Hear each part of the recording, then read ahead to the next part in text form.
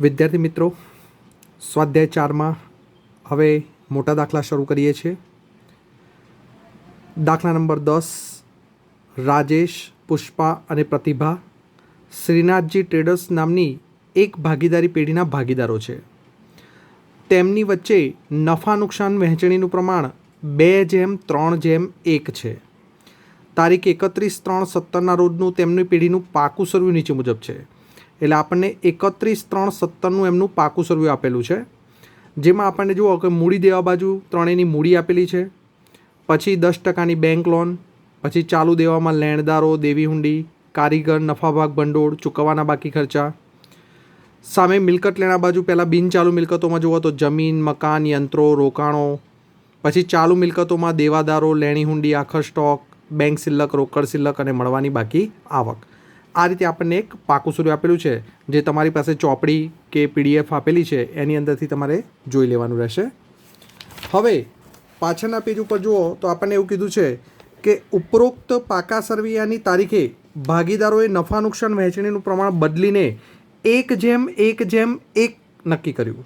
એટલે તમે જુઓ કે આગળ આપણને જૂનું પ્રમાણ આપ્યું હતું 2:3:1, બરાબર, અને નવું પ્રમાણ કેટલું નક્કી કર્યું? 1:1:1. તો આ તારીખે ધંધાની મિલકતોને દેવાનું પુનઃમૂલ્યાંકન કરવાનું નક્કી કર્યું છે અને એની માહિતી આપણને આપી છે. તો જમીન મકાનની કિંમત 2,50,000 ગણવાની છે, મકાનની કિંમત 50,000થી વધારવાની છે, યંત્રોની કિંમત 80,000 સુધી ઘટાડવાની છે, રોકાણોની કિંમત 30% ઘટાડો કરવાનો છે, દેવાદારો પર 20% ગાલખાત અનામત અને 5% વટાવ અનામતની જોગવાઈ કરવાની છે, 15,000ના સ્ટોકની કિંમતમાં 20% ઘટાડો કરવાનો છે, 20,000ના લેણદારને હવે રકમ ચૂકવવાની નથી અને 3,000 ચૂકવવાના બાકી ખર્ચા અને 2,000 મળવાની બાકી આવકની નોંધ કરવાની બાકી છે. તો આપણને આટલા હવાલા આપેલા છે. હવે આગળ થિયરીમાં આપણે શીખી ગયા કે મિલકતો અને દેવામાં જે ફેરફાર થાય એ બધી અસર આપણે ક્યાં આપવી પડે? પુનઃમૂલ્યાંકનમાં. તો ફરીથી એકવાર નિયમ યાદ કરી લો. જો કોઈ પણ મિલકતની કિંમત વધે તો આપણને શું થાય? ફાયદો થાય. અને ફાયદો થાય તો પુનઃમૂલ્યાંકન ખાતું શું કરવાનું? જમા કરવાનું. અને એનાથી ઊંધું જો કોઈ મિલકતની કિંમત ઘટે તો આપણને નુકસાન થાય છે, એટલે પુનઃમૂલ્યાંકન ખાતું શું કરવાનું? ઉધાર કરવાનું. એનાથી ઊંધું જો કોઈ દેવું ઘટે છે તો ફાયદો થાય છે, તો આપણે પુનઃમૂલ્યાંકન ખાતે જમા કરીશું. અને જો કોઈ દેવું વધે તો નુકસાન થાય છે, તો પુનઃમૂલ્યાંકન ખાતું ઉધાર કરીશું.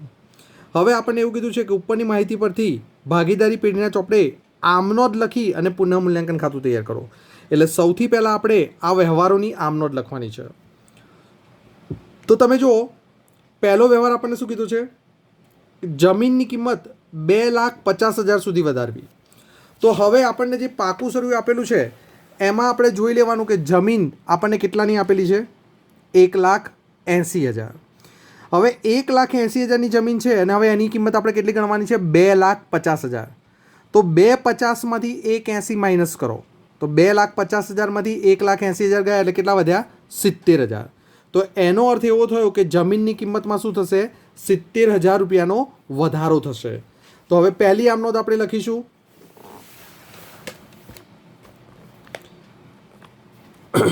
જમીન ખાતે ઉધાર 70,000, તે પુનઃમૂલ્યાંકન ખાતે 70,000.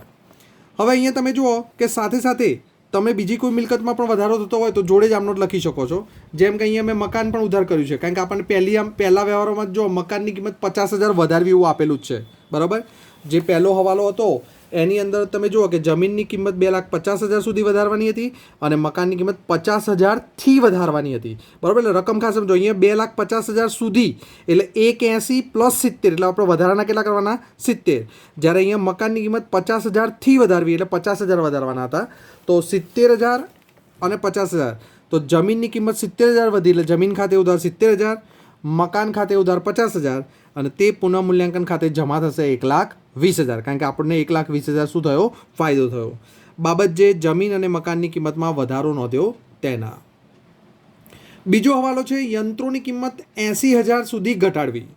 હવે યંત્રો તમારે જોવાનું કે યંત્રો પાકા સરવ્યામાં તમને કેટલાના આપેલા છે? 1,20,000. યંત્રો કેટલાના આપેલા છે? 1,20,000. અને હવાલામાં તમને એવું કહેવામાં આવે છે કે યંત્રોની કિંમત 80,000 સુધી ઘટાડવાની છે. હવે 1,20,000નું યંત્ર છે અને આપણે એને 80,000 કિંમત કરવાની છે, તો કેટલો ઘટાડો કરવો પડે? 40,000.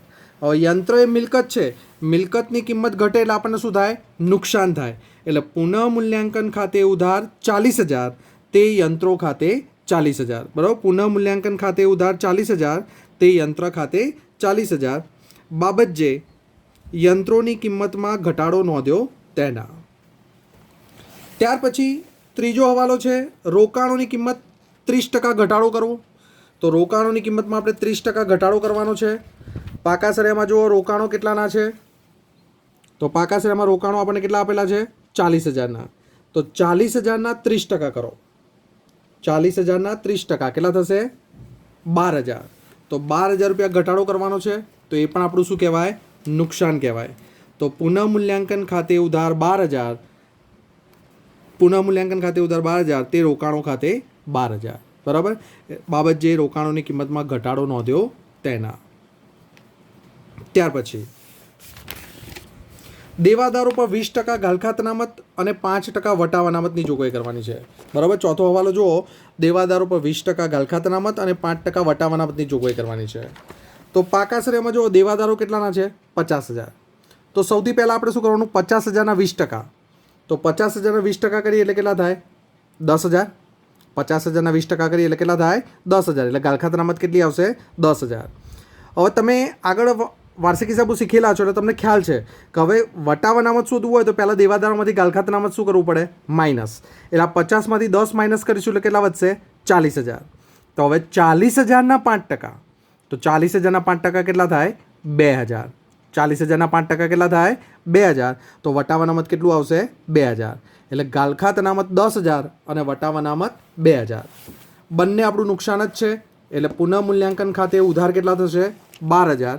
બરાબર. પુનઃમૂલ્યાંકન ખાતે ઉધાર 12,000 તે ગાલખાત અનામત ખાતે 10,000 અને તે વટાવ અનામત ખાતે 2,000. બાબત જે 20% ગાલખાત અનામત અને 5% વટાવ અનામતની જોગવાઈ કરી તેના. બરાબર. દેવાદારો 50,000ના 20%, 10,000 ગાલખાત અનામત, પછી 50માંથી 10 ગયા એટલે 40,000, 40,000ના 5% 2,000. ઓકે. ત્યાર પછી પાંચમો હવાલો છે 15,000ના સ્ટોકની કિંમતમાં 20% ઘટાડો કરવાનો છે. બરાબર. પાંચમો હવાલો જો શું કીધું છે? 15,000ના સ્ટોકની કિંમતમાં 20% ઘટાડો કરવાનો છે. તો 15,000ના જ 20% કરવાના છે આપણે. બરાબર. તો 15,000ના 20% કેટલા થયા? 3,000. 15,000ના 20% કેટલા થાય? 3,000. તો પુનઃમૂલ્યાંકન ખાતે ઉધાર, પુનઃમૂલ્યાંકન ખાતે ઉધાર 3,000 તે સ્ટોક ખાતે 3,000. ત્યાર પછી છઠ્ઠો હવાલો 20,000ના લેણદારને હવે રકમ ચૂકવવાની રહેતી નથી. બરાબર. છઠ્ઠો હવાલો આપણને એવું કીધું છે કે 20,000ના લેણદારને આપણે રકમ ચૂકવવાની નથી. હવે લેણદાર એ આપણું શું કહેવાય? દેવું. બરાબર. લેણદાર એ આપણું શું છે? દેવું છે. અને દેવામાંથી આપણે 20,000 નથી ચૂકવવાના એટલે આપણને શું થાય? ફાયદો થાય. અને ફાયદો થાય તો પુનઃમૂલ્યાંકન ખાતું શું થશે? જમા થશે. તો લેણદારો ખાતે ઉધાર તે પુનઃમૂલ્યાંકન ખાતે 20,000. લેણદારો ખાતે ઉધાર તે પુનઃમૂલ્યાંકન ખાતે 20,000. ત્યાર પછી સાતમો હવાલો છે 3,000 ચૂકવવાના બાકી ખર્ચા અને 2,000 મળવાની બાકી આવક નોંધ કરવાની બાકી છે. બરાબર. તો અહીંયા બે અલગ અલગ છે. ચૂકવવાના બાકી ખર્ચા એ આપણું શું કહેવાય? દેવું કહેવાય. અને મળવાની બાકી આવક એ આપણું શું કહેવાય? લેણું કહેવાય. તો સાતમા વ્યવહારમાં બે વ્યવહારની અસર આપવી પડશે. તો પહેલાં ચૂકવવાના બાકી આપણું દેવું છે અને દેવું હંમેશા શું થાય? જમા થાય. બરાબર. તો પુનઃમૂલ્યાંકન ખાતે ઉધાર 3,000 તે ચૂકવવાના બાકી ખર્ચ ખાતે 3,000. બાબત જે ચૂકવવાનો બાકી ખર્ચ નોંધ્યો તેના. અને મળવાનું બાકી આપણું શું છે? લેણું છે. એટલે મળવાની બાકી આવક ખાતે ઉધાર 2,000 તે પુનઃમૂલ્યાંકન ખાતે 2,000. બરાબર. તો પહેલાં જેટલા હવાલા આપ્યા હતા એ હવાલાની આપણે આમ નોંધ લખી કાઢી. હવાલા પૂરા થાય એટલે તમને જે પાકું સ્વરૂપ આપ્યું છે જોઈ લેવાનું. જો પાકા સરિયામાં કોઈ અનામતો આપેલી હોય, બરાબર, તો એ અનામતો તમારે શું કરવી પડે? ભાગીદારો વચ્ચે વહેંચી દેવી પડે. મિલકત લેણા બાદ છેલ્લે જોઈ લેવાનું. કોઈ અવાસ્તવિક મિલકત આપી હોય તો એને પણ આપણે વહેંચવી પડે. એકત્રિત નફો કે નુકસાન આપે તો વહેંચવો પડે. પણ આ દાખલામાં આપણને એવું કંઈ આપ્યું નથી. તો હવે આમનોંધમાં એક આમનોંધ આવશે જ્યારે આપણે પુનઃમૂલ્યાંકન ખાતું બનાવીશું અને એનો છેલ્લે જે નફો કે નુકસાન આવશે એ આપણે ભાગીદારો વચ્ચે વહેંચવાની એક આમનોંધ બાકી રહી. બરાબર. એટલે એક આમનોંધ જેટલી જગ્યા છોડી દેવાની અને પછી આપણે પુનઃમૂલ્યાંકન ખાતું બનાવવાનું છે. તો હવે જો પુનઃમૂલ્યાંકન ખાતું આપણે જે રીતે નફા નુકસાન ખાતું બનાવીએ છીએ એ જ રીતે બનાવવાનું છે. વિગત રકમ, વિગત રકમ. બરાબર. પુનઃમૂલ્યાંકન ખાતું આપણે જે રીતે બનાવીએ છીએ એ જ રીતે બનાવવાનું છે. વિગત રકમ. હવે શું કરવાનું છે? તો જે આપણે આમનોંધ લખી છે એ આમનોંધની આપણે શું કરવાની છે? ખતવણી કરવાની છે. બરાબર. આપણે આગળ જે આમનોંધ લખી ગયા એ જ આમનોંધની આપણે શું કરવાની છે? ખતવણી કરવાની છે. તો જો પહેલી આમનોંધ આપણે શું લખી હતી? જમીન ખાતે ઉધાર, મકાન ખાતે ઉધાર, તે પુનઃમૂલ્યાંકન ખાતે. બરાબર. પહેલી આમનોંધ જમીન ખાતે ઉધાર, મકાન ખાતે ઉધાર, તે પુનઃમૂલ્યાંકન ખાતે. તો અહીંયા પુનઃમૂલ્યાંકન ખાતું જમા થયું છે એટલે આપણે પુનઃમૂલ્યાંકન ખાતાની જમા બાજુ લખીશું જમીન ખાતે 70,000 અને મકાન ખાતે 50,000. બરાબર. તો તમે જુઓ પુનઃમૂલ્યાંકન ખાતાની જમા બાજુ જમીન ખાતે 70,000 અને મકાન ખાતે 50,000 રૂપિયા. ઓકે. ત્યાર પછી બીજી આમનોંધ જુઓ પુનઃમૂલ્યાંકન ખાતે ઉધાર, તે યંત્રો ખાતે 40,000. તો પુનઃમૂલ્યાંકન ખાતે ઉધાર છે એટલે પુનઃમૂલ્યાંકન ખાતાની ઉધાર બાજુ યંત્રો ખાતે 40,000 રૂપિયા. બરાબર. પુનઃમૂલ્યાંકન ખાતાની ઉધાર બાજુ યંત્રો ખાતે 40,000 રૂપિયા. ત્રીજી આમનોંધ પુનઃમૂલ્યાંકન ખાતે ઉધાર, તે રોકાણો ખાતે 12,000. ત્રીજી આમનોંધ આપણે શું લખી? પુનઃમૂલ્યાંકન ખાતે ઉધાર, તે રોકાણો ખાતે 12,000. તો પુનઃમૂલ્યાંકન ખાતાની ઉધાર બાજુ રોકાણો ખાતે 12,000. ચોથી આમનોંધ પુનઃમૂલ્યાંકન ખાતે ઉધાર 12,000, તે ગાલખાત અનામત ખાતે 10,000, તે વટાવ અનામત ખાતે 2,000. તો પુનઃમૂલ્યાંકન ખાતાની ઉધાર બાજુ ગાલખાત અનામત ખાતે 10,000 અને વટાવ અનામત ખાતે 2,000. પાંચમી આમનોંધ પુનઃમૂલ્યાંકન ખાતે ઉધાર, તે સ્ટોક ખાતે 3,000. તો પાંચમી આમનોંધની ખતવણી કરીએ તો પુનઃમૂલ્યાંકન ખાતાની ઉધાર બાજુ સ્ટોક ખાતે 3,000. સ્ટોક ખાતે 3,000. ત્યાર પછી છઠ્ઠી આમનોંધ લેણદાર ખાતે ઉધાર, તે પુનઃમૂલ્યાંકન ખાતે 20,000. તો લેણદાર ખાતે ઉધાર, તે પુનઃમૂલ્યાંકન ખાતે એટલે પુનઃમૂલ્યાંકન ખાતાની જમા બાજુ લેણદાર ખાતે 20,000. સાતમી આમનોંધ પુનઃમૂલ્યાંકન ખાતે ઉધાર, તે ચૂકવવાના બાકી ખર્ચ ખાતે 3,000. તો પુનઃમૂલ્યાંકન ખાતાની ઉધાર બાજુ ચૂકવવાના બાકી ખર્ચ ખાતે 3,000. અને છેલ્લે સાતમી આમનોંધ મળવાની બાકી આવક ખાતે ઉધાર, તે પુનઃમૂલ્યાંકન ખાતે 2,000 રૂપિયા. તો પુનઃમૂલ્યાંકન ખાતાની જમા બાજુ મળવાની બાકી આવક ખાતે 2,000. ઓકે. તો આપણે આ રીતે ખતવણી કરી દીધી. હવે વિદ્યાર્થી મિત્રો તમારે ખાસ ધ્યાન રાખવાનું છે કે આ દાખલામાં તો આપણને આમનોંધ આપી અને પછી પુનઃમૂલ્યાંકન કીધું આપણે ખતવણી કરી. આગળ જતાં અમુક દાખલા એવા આવશે કે જેમાં આમનોંધ પૂછાશે નહીં, સીધું પુનઃમૂલ્યાંકન ખાતું આવશે. તો એ વખતે ડાયરેક્ટ તમે આમનોંધ આપણા મનમાં વિચારી લેવાની અને એની ખતવણી કરતા હોય તે ડાયરેક્ટ લખી દેવાનું આવશે. બરાબર. એટલે તમારે એ રીતે પણ પ્રેક્ટિસ કરવાની છે. ચલો હવે આ ખાતું બંધ કરીએ. તો ટોટલ કરીશું તો જમા બાદનું ટોટલ વધારે થાય છે 70, 50, 20 અને 2 એટલે 1,42,000 રૂપિયા. બરાબર. જમા બાદનું ટોટલ કેટલું આવ્યું? 1,42,000. એ જ ટોટલ 1,42,000 આપણે અહીંયા લખી નાખીએ.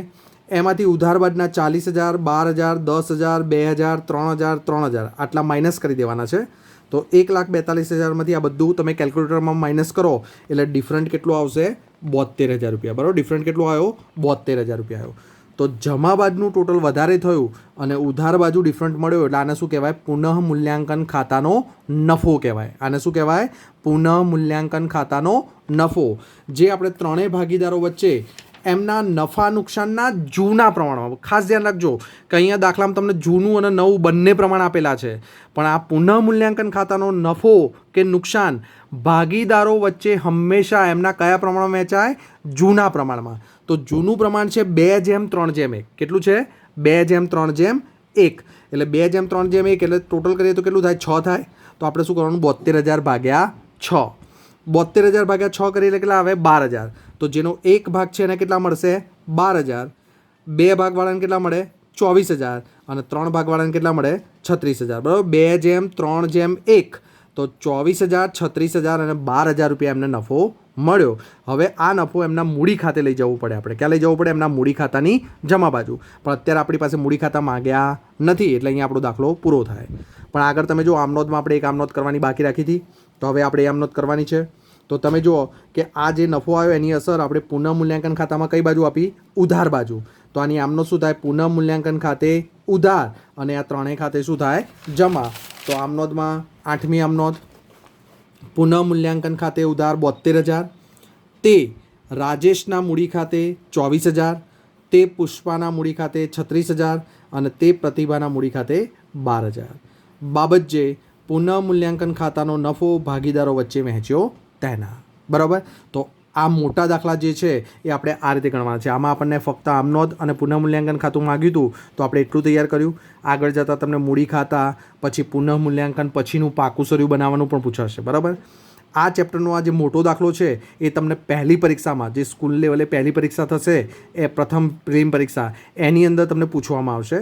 બોર્ડની પરીક્ષામાં આ ચેપ્ટરમાંથી દાખલો પૂછાશે નહીં, મોટો દાખલો. બરાબર. નાના દાખલા જે આપણે આગળ 9 સુધી ગણ્યા હતા ને એવા જ દાખલા પૂછાશે, મોટા દાખલા પૂછાશે નહીં. પણ આ જો મોટા દાખલા આવડી ગયા તો આના પછી જે 5મું અને 6ઠું ચેપ્ટર, ભાગીદારનો પ્રવેશ અને ભાગીદારની નિવૃત્તિ કે મૃત્યુ, એના 8 માર્ક્સના દાખલા બોર્ડની પરીક્ષામાં પૂછાય છે. અને એમાં તમારે આ જ વસ્તુ કરવાની આવશે. એટલે લગભગ તમારું 70% કામ પૂરું થઈ જશે. એટલે બહુ જ ઇમ્પોર્ટન્ટ દાખલા છે અને બહુ ઇઝી પણ છે. તમારે ફક્ત એટલો જ નિયમ યાદ રાખવાનો છે કે તમારે જોવાનું છે કે મિલકતની કિંમતમાં વધારો થયો કે ઘટાડો થયો, દેવાની કિંમતમાં વધારો થયો કે ઘટાડો થયો. જો કોઈ મિલકત વધે છે અથવા તો દેવું ઘટે છે તો તમને સ્વાભાવિક છે, ખ્યાલ આવી જાય કે આપણી મિલકત વધી કે દેવું ઘટ્યું તો આપણો શું થયો? ફાયદો થયો. અને ફાયદો થાય તો પુનઃમૂલ્યાંકન ખાતું શું થાય? જમા થાય. બરાબર. અને એનાથી ઊંધું, જો કોઈ મિલકતની કિંમત ઘટે છે અથવા તો દેવું વધે છે તો આપણું શું થાય? નુકસાન. અને નુકસાન થાય તો પુનઃમૂલ્યાંકન ખાતું શું થાય? ઉધાર થાય. તો આટલો નિયમ તમે યાદ રાખશો એટલે આ દાખલા એકદમ ઇઝી દાખલા છે અને તમને બહુ જ સરળતાથી આવડી જશે. બરાબર. તો ખાસ એની મેક્સિમમ પ્રેક્ટિસ કરવાની છે, કારણ કે આગળના 2 ચેપ્ટર માટે આ ખૂબ જ અગત્યનો પોઈન્ટ છે. તો આ વસ્તુ તમે ખાસ ધ્યાન રાખજો અને વારંવાર પુનરાવર્તન કરજો. અત્યારે આપણી પાસે 24 અવર્સ ફ્રી છે. બરાબર. તમારે કોઈ સ્કૂલમાં પણ જવાનું નથી, ટ્યુશનમાં પણ જવાનું નથી. તો આ સમયનો મેક્સિમમ સદુપયોગ કરી દો. એટલે જ્યારે પછી તમે ટ્યુશનમાં આવો એટલે હું એકવાર પ્રશ્ન પૂછું ને તમે તરત જ તમારી આંગળી ઊંચી થવી જોઈએ અને તમે જવાબ આપવા જોઈએ. બરાબર. ઓકે, ખ્યાલ આવી ગયો બધાને? ચલો તો થેન્ક યુ. હવે નેક્સ્ટ વિડીયોમાં મળીએ.